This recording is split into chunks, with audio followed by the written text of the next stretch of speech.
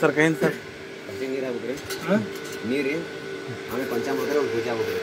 ಎಷ್ಟು ಪೂಜೆ ಮಾಡ್ಸೋದು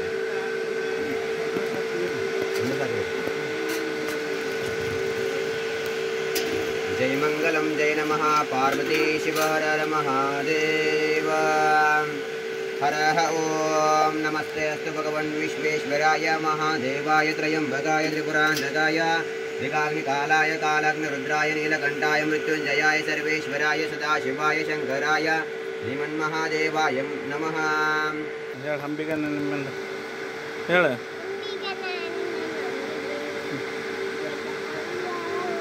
ಜೋರಿಗೆ ಹೇಳ